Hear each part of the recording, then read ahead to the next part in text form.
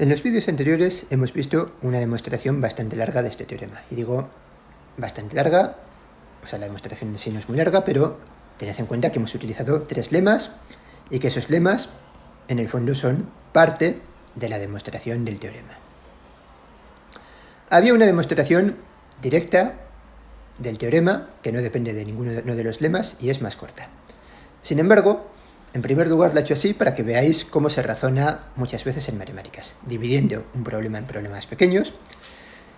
Y esta primera demostración que he dado del teorema se basa en traducir en lenguaje matemático lo que nos decían los dibujos. Y hemos trabajado, en la medida de lo posible, siempre con conjuntos en vez de con elementos. Vale, que esto es algo que aparece con frecuencia en matemáticas. A veces hay demostraciones trabajando con conjuntos y también trabajando con elementos. Suelen ser más elegantes las demostraciones trabajando con elementos como las que he dado. Ahora, en este caso, hubiera sido más sencillo trabajar con elementos y dar una demostración directamente. Ahora, como digo, esta primera que he dado es bastante natural. La que voy a dar ahora, pues vale, hace falta que a alguien se le ocurra. Y si no tienen la idea feliz de por dónde empezar, me parece más intuitiva esta primera demostración que he dado, por mucho que sea más complicada. Vale, me dejo de rollos, voy ahora con la demostración sencilla. Sencilla, o por lo menos corta. Segunda demostración.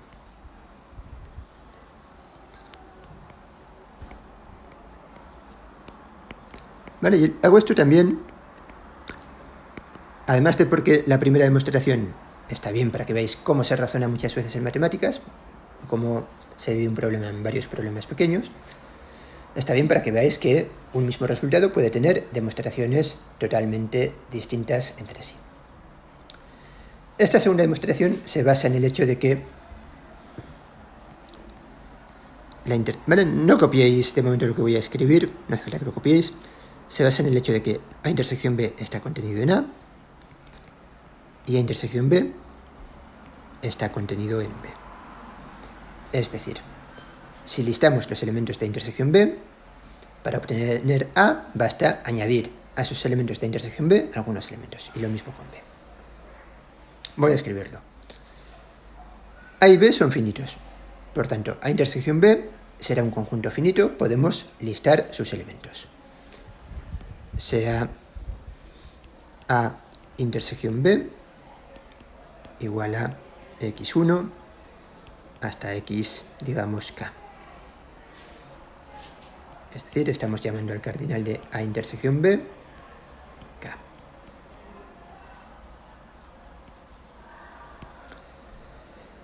Entonces, ¿cuáles son los elementos de A? Pues los elementos de A son los de A intersección B y quizás algunos más. Es decir, sea A igual a... Vamos a casi, voy a escribirlo de otra forma.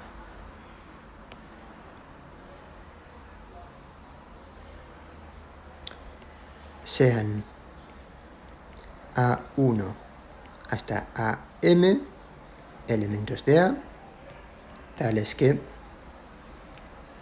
A es estos elementos, A1 hasta AM, y los elementos que tenemos en la intersección, x1, xk. Vale, observad que cuando digo sean estos elementos, podría ser que estos elementos fuesen ninguno. Es decir, no estoy descartando la posibilidad de que A coincida con la intersección B. Y hago lo mismo con B. A los elementos de intersección B puedo añadirles algunos elementos hasta obtener B. Sean B1 hasta Bm, perdón, hasta Bn, ¿vale? Los elementos que añado no tienen por qué ser la misma cantidad en A y en B. Es decir, aquí hay que usar una letra nueva. sean B1, Bn elementos de B, tales que B es B1, Bn y después x1 hasta xk.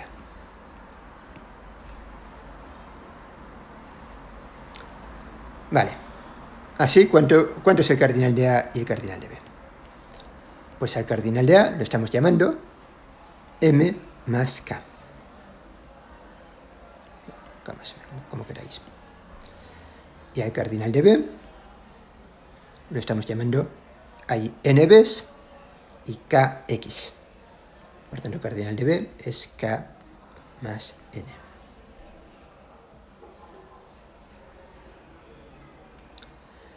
Vale, ¿qué es A unión B? Además,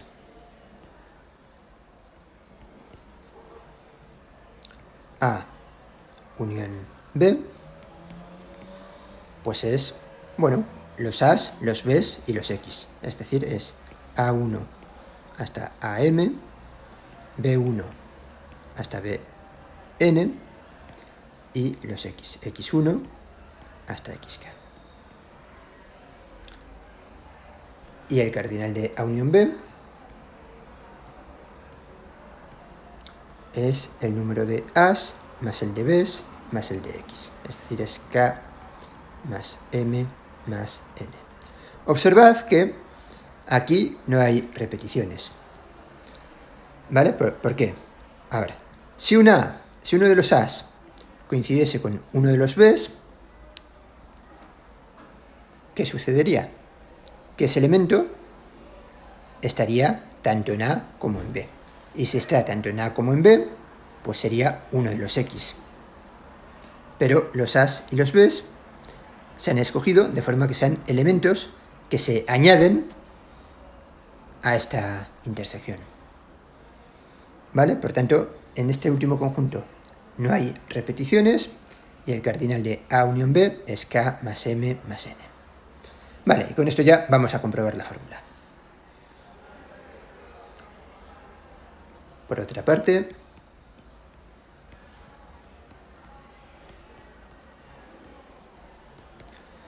el cardinal de A más el cardinal de B menos el cardinal de la intersección, que es lo que queremos ver que es igual a esto de aquí, pues vamos a ver cuánto es. Cardinal de A era K más M. Cardinal de B era K más N.